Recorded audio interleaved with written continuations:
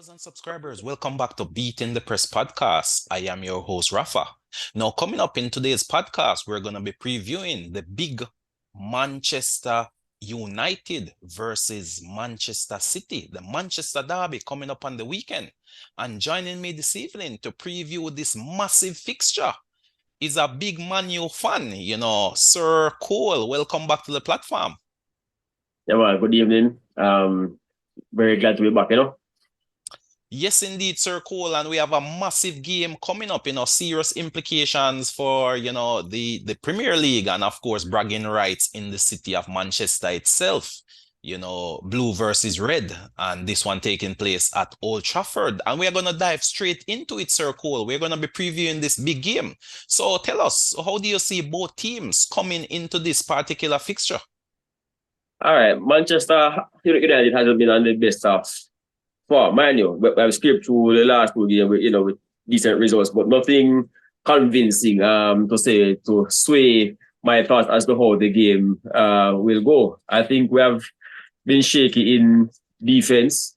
Been very lucky to have come away in midweek with a win, giving away a last minute penalty in that game. The offense hasn't been firing either. We haven't had any big scores so far, even though we have played some of the minnows. So I really don't think that Man U should really come away with the 3 points this weekend. Much is said about Man United at this point in time, indeed, but what of the Man City side, Pep has the players playing well. Not the Manchester City we know, I don't believe they are yet to be firing on all cylinders, but, still managing to grind out some results. In fact, they have already picked up 2 defeats, and this is unlike the Man City of old. And this being a derby, I mean, even with a team somewhat out of form, the ball is round, any card can play. And of course, this one being played at Old Trafford as well. And the atmosphere should be electric. In addition to that, it should also be quite emotional with the passing of Sir Charlton. So that should act as to add an extra spice, an extra dimension to this fixture. So regardless of how Manchester United is playing, I mean, the 12 man, the crowd should be able to lift the team, Sir Cole. Yeah, the passing of Sir Bobby, RIP, should really spur the players on, to go the extra mile, to really give up their best. However, I'm not sure if the best will actually be good enough. Mind you, it can bring out the kind of unexpected performance. But having done some research on Pep's teams, especially when he was at Barca, also at Bayern, his longest runs have always been between mid to end October, running into December. His long stretch of consecutive wins have always been during that period. So I'm thinking that they probably would have entered the season still with a bit of hard training, and now the time when the team is actually going to start to gel and become the Man City that we have become accustomed to, where they start to rack up some wins and string together 8 to 10 consecutive wins and actually take the league away. Interesting perspective there, but I mean, other teams are playing some quality football in the league, circle. So while that may be true, we've yet to see that. I mean, this game could act as that catalyst. But let's look at the tactics now, circle. Tactics, formation, player selection.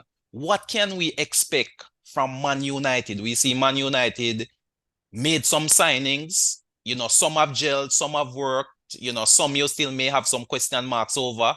Onana has been questioned throughout the season, came up with a big save in the last game. Maguire getting a few starts now, seemingly due to injury of some players, under pressure, coming up with some big performances of late as well.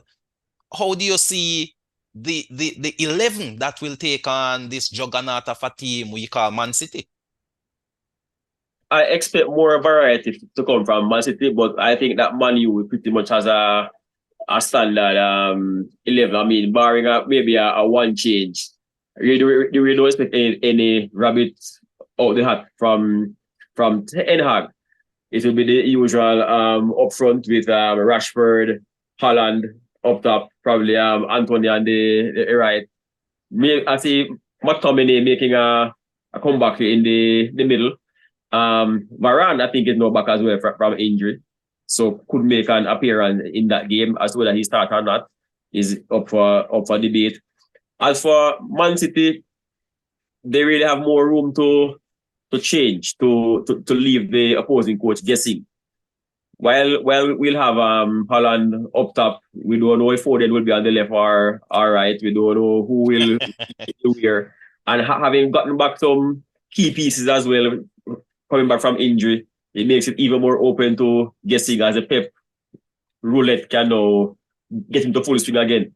Well, to be honest, looking at the Man City team, not a lot of changes have been made. Positional changes, yes, but not necessarily personnel changes. Maybe one or two players may get rotated, but I'm anticipating, as you said, Alvarez, Haaland, I think Foden and Doku, that seem to be the attacking trio. Of course, Rodri is a cog in the midfield. He is the first name on the team sheet. And surrounding Rodri, you may have a Bernardo Silva, for example, in there. Of course, Stones should start and, of course, continue to play that inverted road as well. Akanji is out, having picked up a red card in the previous fixture. And, of course, Edison should be back in goal as well. Walker is an ever-present throughout the season, captain of the team right now, and seem to be firing on all cylinders, still full of running, still full of pace. And, Ake may come in on the left. And, Diaz has become a linchpin right there at the center of the defense as well. So Yep. I don't anticipate much changes from that personnel. Grealish will still be on the outside trying to look in as well. Yeah, that now is the thing. Will he start Doku or Grealish? Oh, yeah, Doku for sure. Definitely. Doku seems to be the man right now. Well, with Pep is very hard because No, man, I am fully confident You Doku could find Foden will. on the left and he puts Silva on the right. We don't know. Yeah, that's what I'm saying. Will he start Vardiol at left back or Ake? Exactly. So that's the point I'm making, that while Pep may have us guessing, it's usually the same faces playing in different positions. Fine. Maybe one or two players come in. For example, he may throw in a Rico Lewis as that rabbit out of the hat. Which is possible. The player no one is expecting to start, and he just may start. Pep is always pulling something out of the hat. But I would say at least 9 out of that regular 11, I expect to, play in this one. But of course, another massive game, and of course, Man City will be looking to keep pace at the top of the table. And of course, Manchester United, every win right now is precious. But from a gameplay point of view, Sir Cole, how do you expect this one to play out in terms of the approaches of both coaches? Man City, both teams will be aiming for the 3 points. I think Man City are a lot more hungry and prepared to get the points. I think it's pretty much a matter of the same scenario where Man U will sit back and try and counter. Pep or Man City rather will boss possession, slick 1-2 passes, confuse the defense. Man U will try and win the ball deep and sprint fast, mainly down the left with Rashford, I think.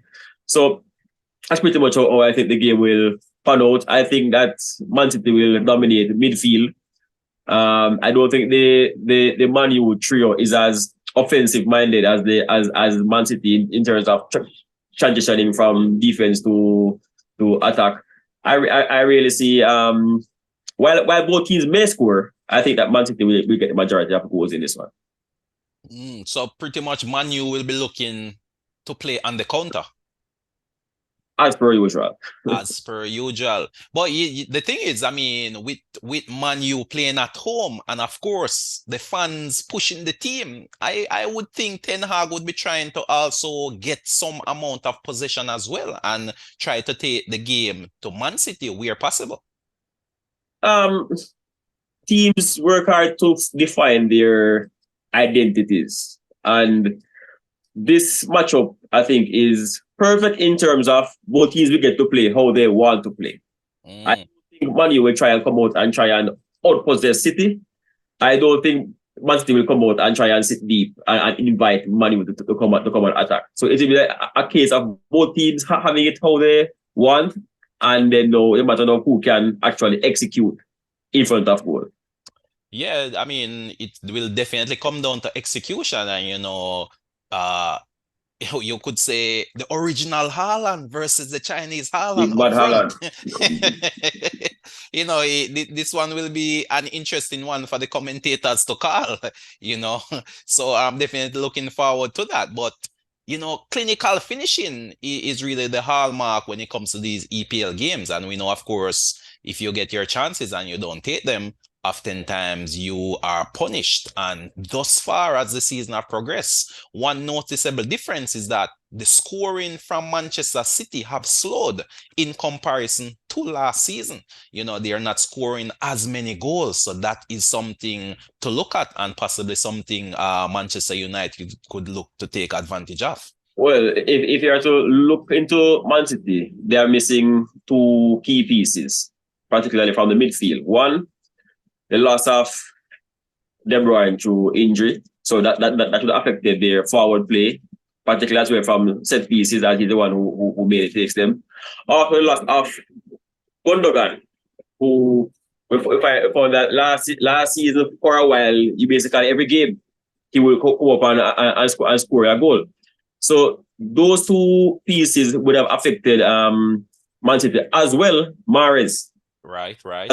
have a meet out. So yes, they would have lost, but still they are still up there because they're still winning. Mind you, they have lost two back to back, which as I said can be put down to, in my opinion, the physical preparation of the team.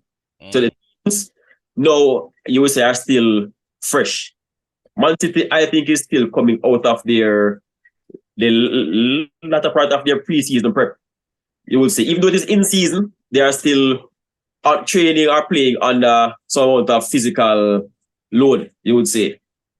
So when they know what they call offload, I think this is the period in which they will kickstart their title match and retake their rings by Christmas. Yeah, definitely, definitely. This one is boiling down to be a very interesting game, a real cat and mouse type of situation, you know, and the fans should definitely be up for this one. But I still feel Ten Hag as a manager, coming from Ajax with this big reputation, you know, I feel Ten Hag may have a tactical approach that may surprise many for this one. Rather than sitting back, he may start a midfielder with, I guess, more defensive qualities and try to win that midfield battle and not just give in to the possession base that Man City usually enjoys. The thing is, do we have the personnel to carry out such a plan? Well, I mean, the signing of Try Amrabat because was supposed to add some energy into that midfield. McTominay has been popping up with some goals as yes, well and should be in good form. that is true that he is. However, I don't think it will be wise to try and outpossess a team like Man City. Well, not necessarily Accept outpossess, but disrupt, disrupt. disrupt, force them to do things they would not normally do, things they are not as familiar with, you have to apply that pressure, that clamp, especially in the middle of the park. We saw in the last game, Man City versus Brighton, where Doku was creating problems down the left flank, and James Milner, in his experience, put on a wicked tackle. And that calmed Doku for the rest of the game. So, I mean, at the end of the day, sometimes it boils down to psychology, and you can't enter this one fearing Man City. This is a derby, and playing at home, you really have to try to take the game to them as best as you can, feed off the energy of the crowd. Yeah, I really don't think it's a matter of fearing. It's a matter of respecting. You really have to respect Man City for their accomplishments and what they have done over the last season.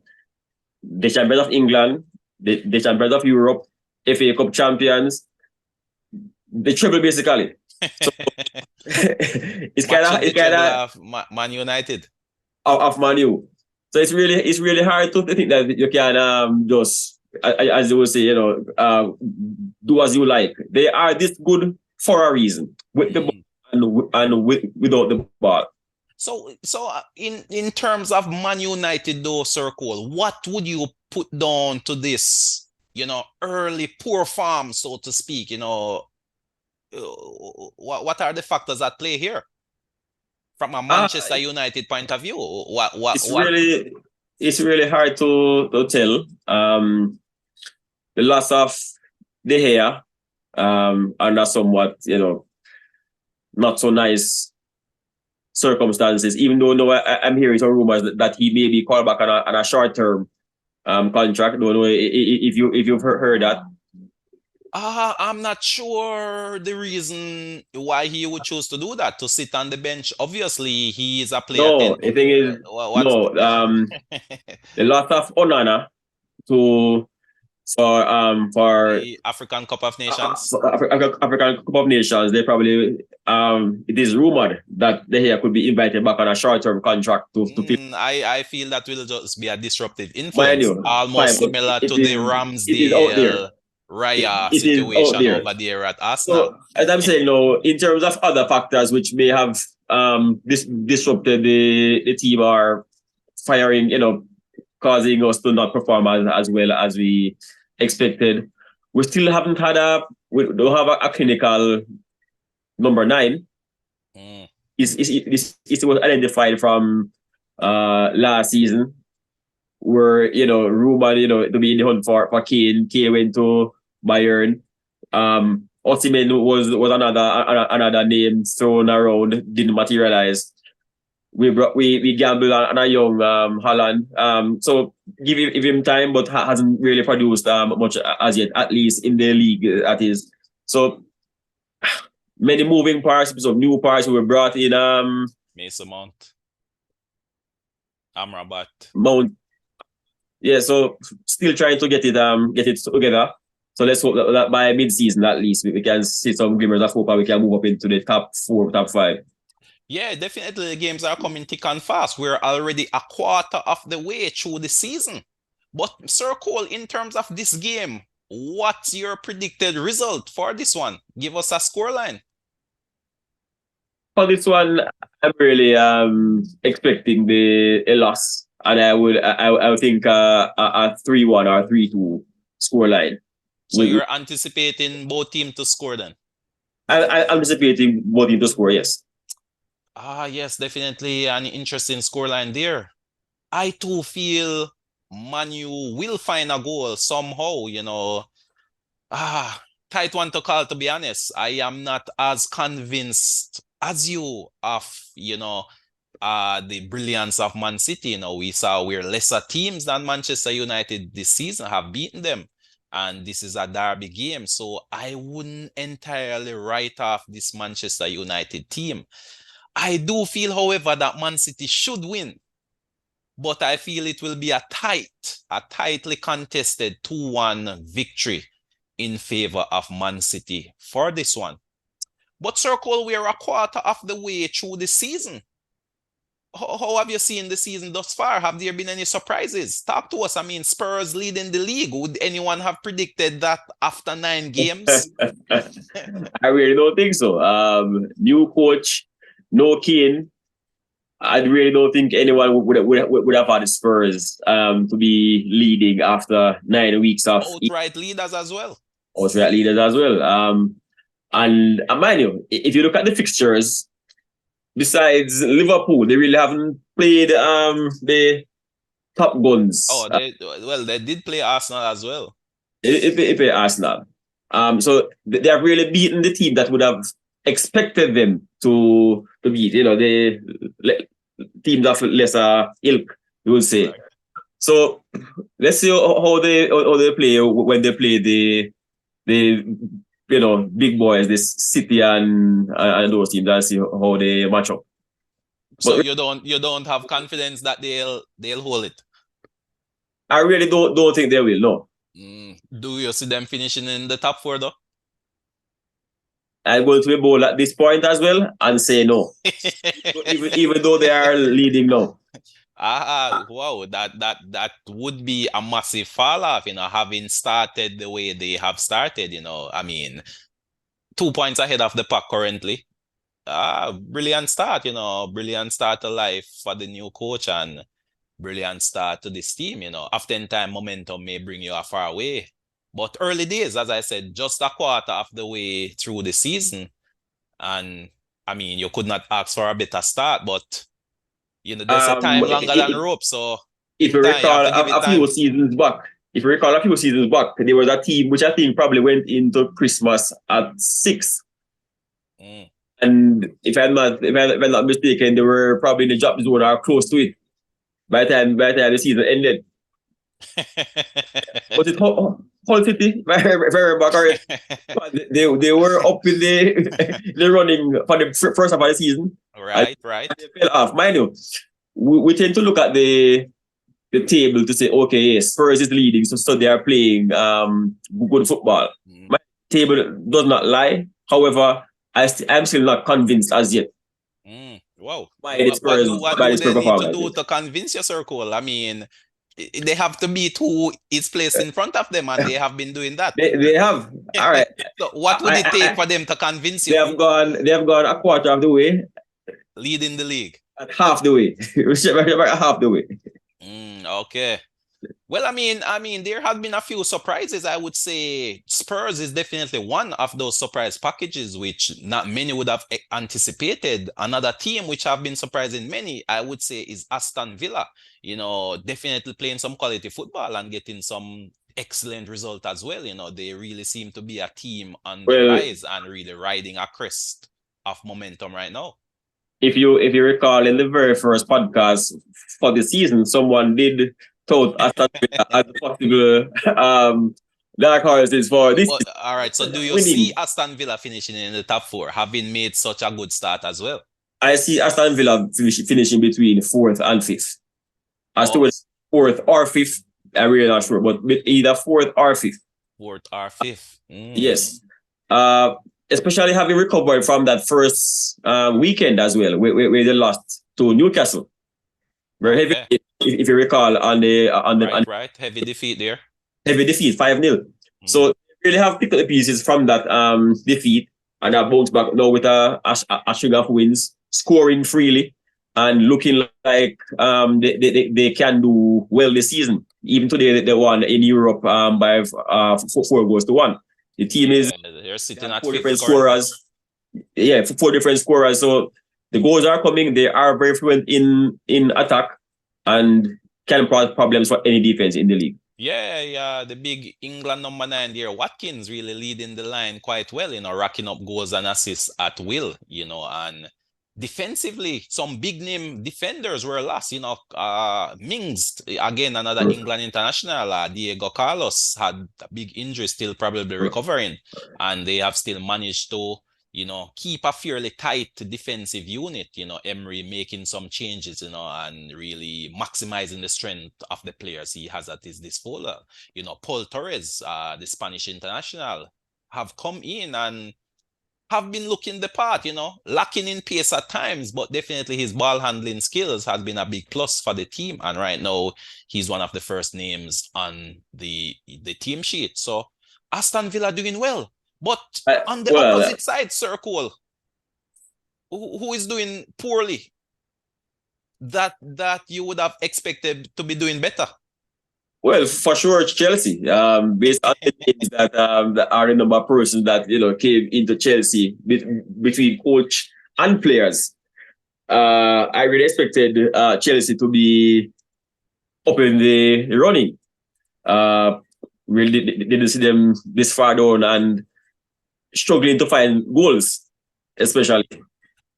Definitely not much coming off the score in platform, so to speak. Not many goals going in at all. Holding it tight defensively, but as you said, goals is really lacking, and Was very lacking. to win games, you really need goals. So definitely a disappointment thus far, a quarter of the way through the season, and it's really hard at this point to see them finishing in the top four with so many quality teams hovering around the top of the table.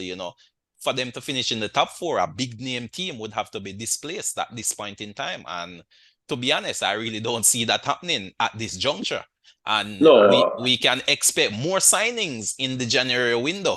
So again, Pochettino hands may be full with trying to integrate and gel, a fresh set of players coming in. So big disappointment thus far.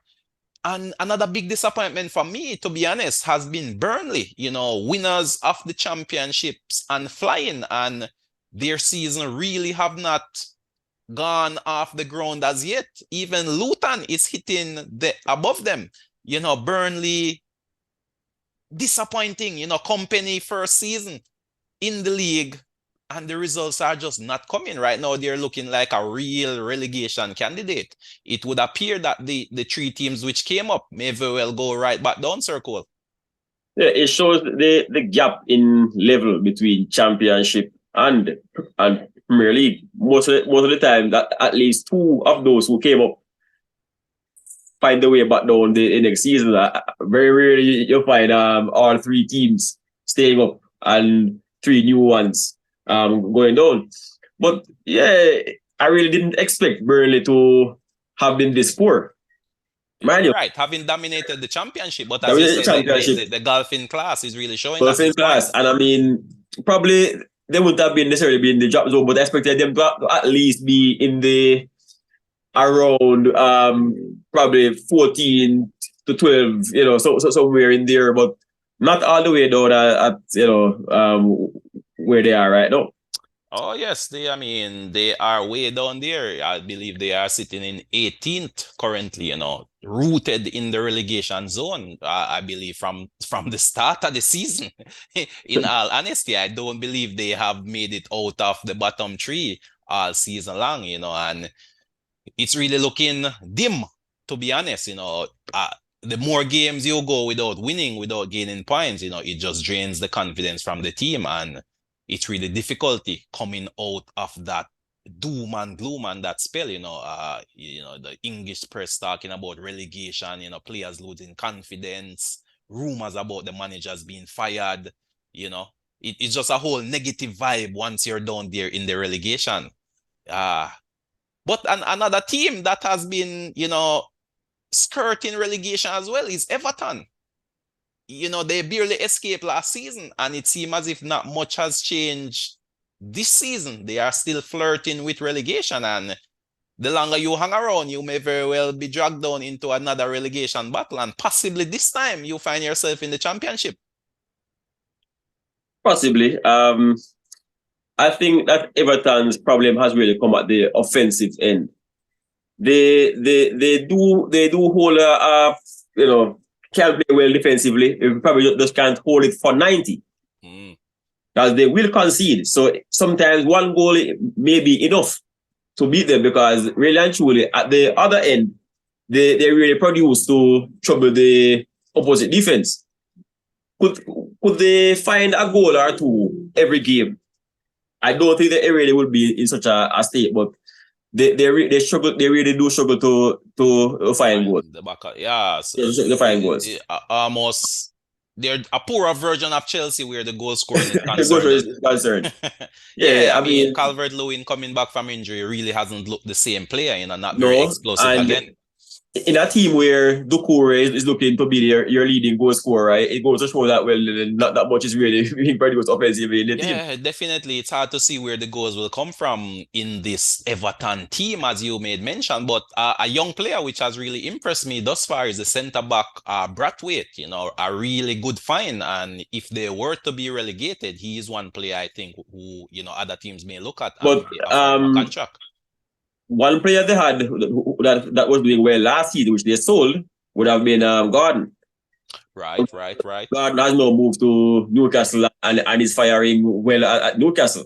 So probably had he stayed, it would have found another source of goals, but they sold what they had going well for them and are still struggling right now.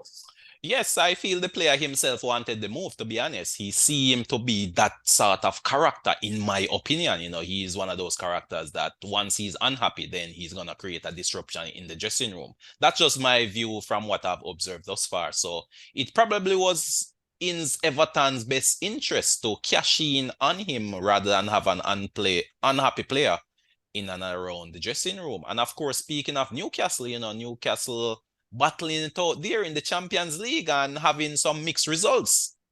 Can Newcastle make it to the second round, Sir Cole, or will they be dropping down into the Europa League? They're really in a tight group. I do believe that on there they can get the results. As to whether they are able to execute at the Champions League level, I'm really not sure as yet.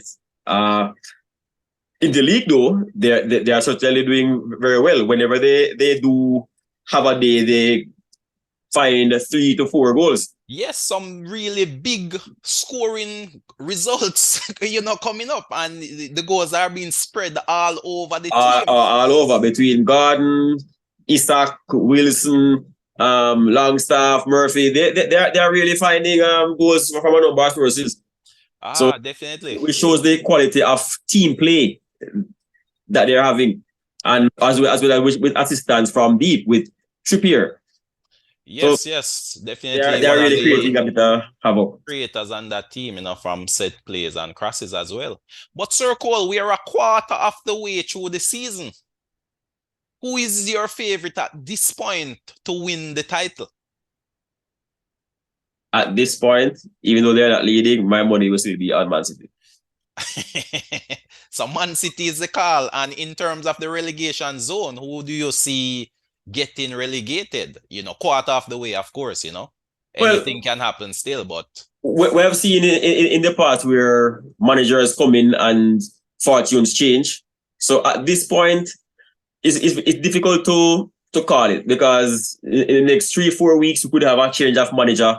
New manager comes in, new philosophy, new spirit in the team, and results change. A team may be riding high now, something happens and they fall off. So I really wouldn't go on a limb for any team to make the drop at this point as yet. For me, from what I've seen, I feel the three that came up will be the three going back down, to be honest. I still feel there may be something in Burnley. Possibly could exchange places with maybe a Bournemouth or a Everton, I'm hoping, because I really like Company as a manager, to be honest, and I would love to see a black manager being given an opportunity to coach in the EPL. So for those reasons, my support is behind Burnley, but the results are just not coming. I think they need to make a splash in the January window to really stand any chance of surviving in the league. It's going to be a difficult uphill battle for, these teams which just came up from the championship. But, they just have to enjoy the opportunity, enjoy those matches. The fans need to soak up that atmosphere and just try your best. But it's really difficult with the big spenders, the juggernauts of the league. It's hard to compete in that regard. But any final thoughts, Sir Cole? We are quickly running out of time. Looking forward to the big clash this weekend. Really hoping beyond hope that Man U can get something from the game. Rest in peace, Sir Charlton, for your service to the game. Well, there you have it, viewers and subscribers. That's our view. Big match coming up. Looking forward to it. Just like to thank you for supporting the podcast. Thank you, Sir Cole, for coming on board. But until next time, this is Rafa signing off. Blessings.